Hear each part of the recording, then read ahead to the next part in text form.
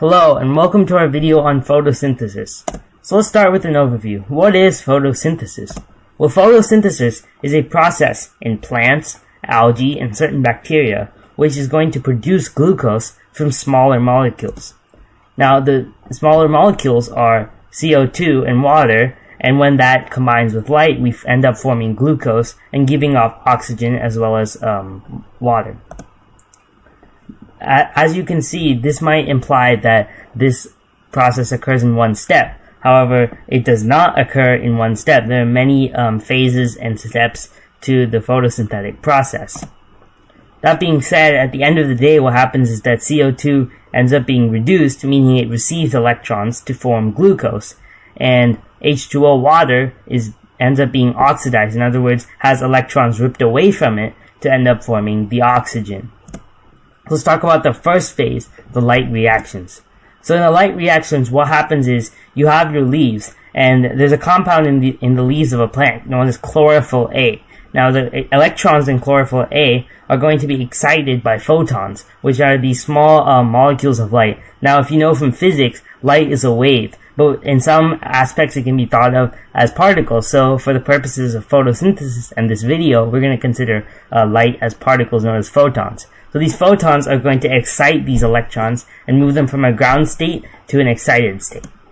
So this excitement ends up transferring the energy. Now, a little side note here. If you do this process in a lab where you excite chlorophyll A with light and put it under an ultraviolet light, then what you see is a fluorescence.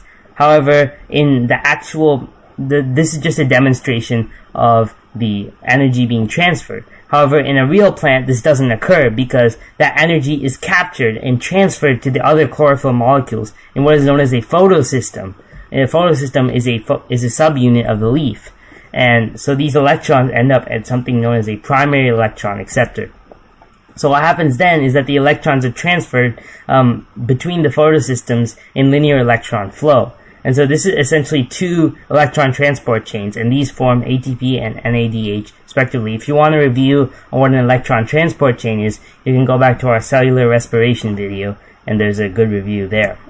So now here's a good visual of this. As you can see, the H2O ends up forming oxygen, and this is where it is being oxidized. And you have those two electrons that have been ripped away from this H2O. They go to this acceptor here. And so when they get to the acceptor, they get passed through this complex electron transport chain to end up forming ATP. And then you also have the photosystem 1, which then undergoes another electron transport chain to end up forming NADPH. That being said, let's move on to a second phase, which is the Calvin cycle. This is the phase that actually ends up producing the glucose. Like I said, this is the part of photosynthesis that actually makes the sugar. Actually, it doesn't make glucose, it makes G3P. And G3P ends up being processed further to end up forming glucose. So there are really three main phases. The first phase is carbon fixation. And in carbon fixation, what's going to happen is that CO2 is attached to this 5-carbon compound known as ribulose biphosphate. Then this reaction is catalyzed by an enzyme known as Rubisco. And because there are so many plants in the world, Rubisco is the most prevalent enzyme on the planet. And so the RuBP, the ribulose biphosphate, it then ends up breaking into 2 3-carbon molecules because with 6 carbon molecules, it's really unstable. So that's why it ends up breaking up. Then we have ATP and NADPH from the light reactions are going to donate their phosphate groups and the electrons to form G3P. And as you remember from one of our previous videos, adding phosphate groups always increases the energy, the reactivity of the molecule that receives those groups. So that's why G3P has so much energy and can be combined with other molecules to end up forming glucose. So, but the reason that this is a cycle is because the RuBP acceptor is regenerated through the expenditure of 3 additional ATP. So here's a good diagram. So as you can see, we are in the Calvin cycle phase of the photosynthesis process, and you can see that the CO2 is combining and then using ATP and NADPH from the first phase to form G3P, then that G3P is also helping form ribose biphosphate. So there are a few adaptations to photosynthesis to account for the various evolutionary challenges that have occurred in plants. So conventional photosynthesis, as also known as C3 photosynthesis, because the resulting molecule has 3 carbons, hence it is known as G3P. This process can result in excessive transpiration. Transpiration is sort of like evaporation for plants. It's when water leaves a plant because of it. It gets converted into a gaseous form and it evaporates essentially. Now this can be good for a plant because it relieves the plant of a lot of the heat, and so it prevents heat stress and damage to a plant, but it also takes away water which is necessary for a plant. Like I said, it prevents the plant from overheating, but it also inhibits photosynthesis because the stomata close when the plant lacks water. But if the stomata close, the CO2 cannot come in. As you remember from our first slide, CO2 is a crucial starting substrate for photosynthesis. So without that substrate, photosynthesis cannot occur. Therefore, when you don't have water, when transpiration is too much, then photosynthesis is inhibited. So one of our adaptations is known as C4 photosynthesis. So it creates a 4-carbon compound instead of a 3-carbon compound. So it uses an enzyme known as PEP carboxylase. And so this enzyme helps make a 4-carbon compound.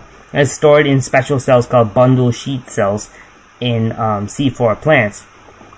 And this is going to remove the open stomata as a requirement for photosynthesis. So instead of having the stomata open, the plant can instead store the CO2 in another form in these other compounds. And then when the conditions are not so good for when transpiration is likely to be high, it can still conduct photosynthesis.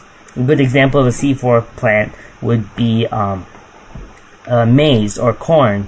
And there have been certain research efforts in the UK to try to make rice, to genetically engineer rice to become a C4 plant, to help improve the growth of rice in certain areas where the climate is too arid. So that can have lots of good impacts. So then we have CAM. CAM stands for crassulacean acid metabolism. A lot to take in there. But the crassulacean acid metabolism is basically a system where the plants are storing the CO2 in different acids, which are released during the Calvin cycle to form glucose. Now you might ask, what's the difference between C4 and CAM? Well, in C4, the separation between the light reactions and the Calvin cycle is spatial. In other words, it's based on location.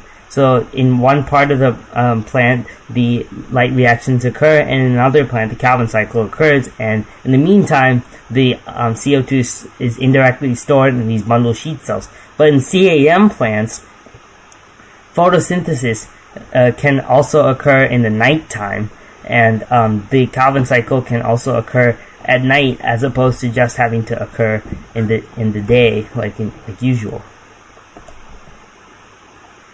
So a good example of a CAM plant would be pineapples. It's a really common plant, and that's a CAM plant. And these adaptations tend to be prevalent in arid regions where water is a real issue. So that's why these adaptations arise. So I hope you've enjoyed our video on photosynthesis, where we covered the light reactions, the Calvin cycle, and various adaptations to photosynthesis. So please subscribe and like, and I hope we can join you next time.